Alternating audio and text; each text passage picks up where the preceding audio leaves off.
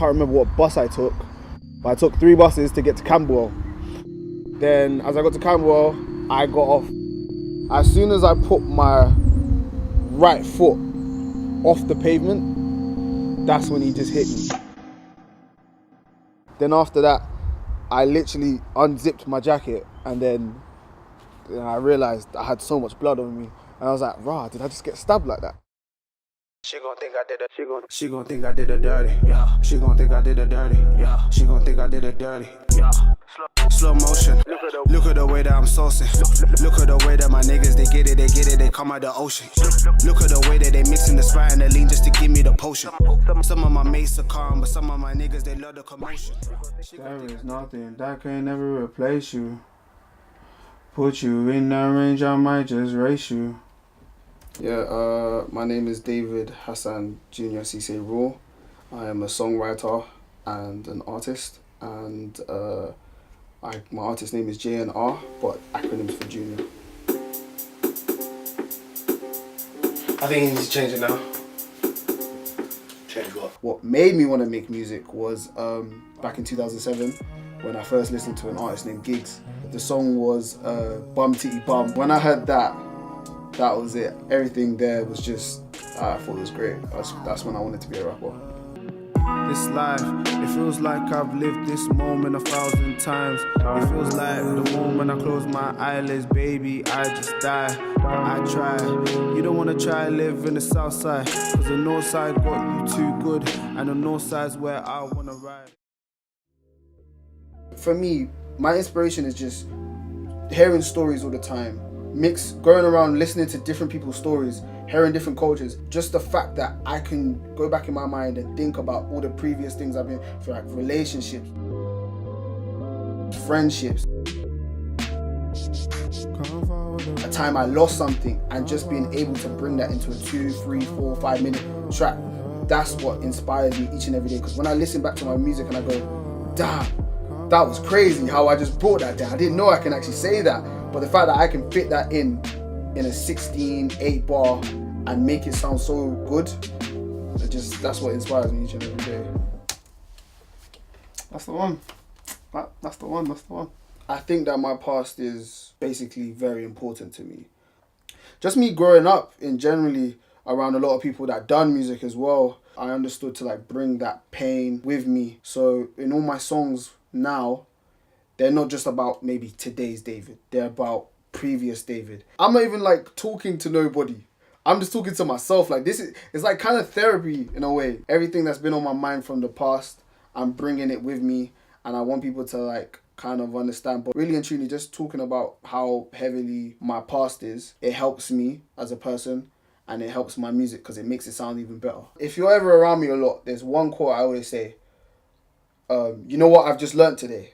I say that all the time because I feel tomorrow isn't promised for us. I could be, like today I can be making all this music, bang, tomorrow I'm just gone.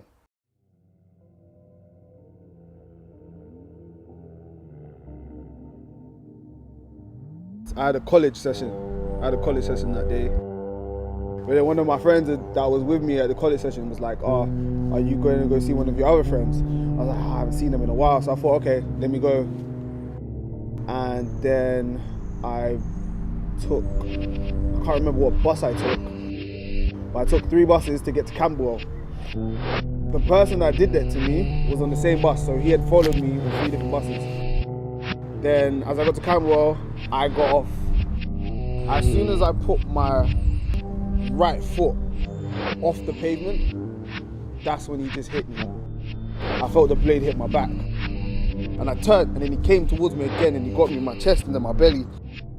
Then after that, I literally unzipped my jacket, and then I realised I had so much blood on me. And I was like, rah, did I just get stabbed like that? Then I fell to the ground. My whole body was just shaking and that stuff. Like I literally thought, there and then, that's it for me. I don't know what more I can do. I said, I'm not gonna move another inch unless I get a phone call from my mum. And when I finished that sentence, my mum called me. It's like she knew what had happened, and I could hear her panicking on the phone. Then I told her, and then she's screaming. Eventually I got to the hospital around, say, 3:45. Then I was in hospital the next week or so.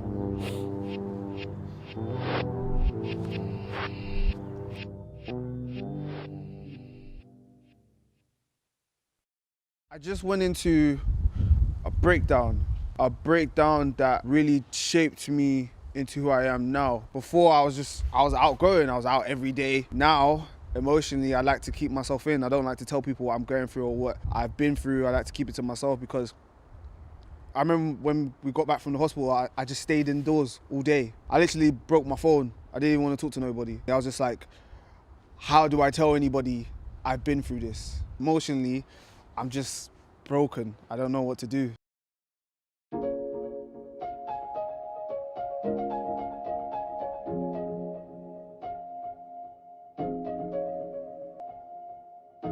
My name is Makia Kamara. I'm David Rule's mom. For me, the progress I've seen, I think the change of environment helped him greatly. When we decided to move out of London, I see a big changes in David because he was able to talk to people. Because as you can see in my house, we don't get visitors because David can't stand crowd up till now. But when we move, it's really improved his behavior. Now I see he's listening to music and he's always talking about you guys, the way you help. Because David before, he doesn't mingle with people.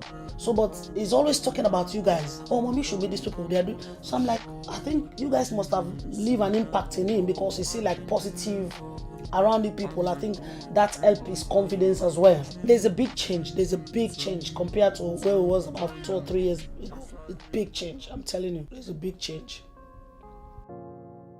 Growing up in Southeast London, that was one of the main topics, and that's something in the future I really want to talk about this knife game that's going on, because it is really getting to a point where it's very critical. If I could just be going on a bus, going to meet my friends, and then I'm just getting stabbed. After that exclusion from everybody and withdrawal and just going through that process, that mind process, I kind of found that motivation again to go, all right, some of my friends died from this, but I'm alive. So I need to be motivated. I need to make the best of this. How do I do this? I can make storytelling music that maybe don't talk about my story, but at the end of it, when I become a very big artist, I can now tell people that, look, this is what happened to me at this moment, and I found motivation through this. Just the fact that I'm still here where other people weren't, I have to be motivated, because it's like God telling me, like, look, you went through this, but you're gonna be a better person. You just have to keep working at it. Yeah, it was long, the journey was hard, there were days I was just down, I couldn't be bothered, but you know, once I got all my equipment and I just listened to a song, I think I understand who I am and what I'm meant to do. I know what I want to do, I know where I want to go, I know who I'm targeting, I know how I'm going to do it. So what you got planned for the future?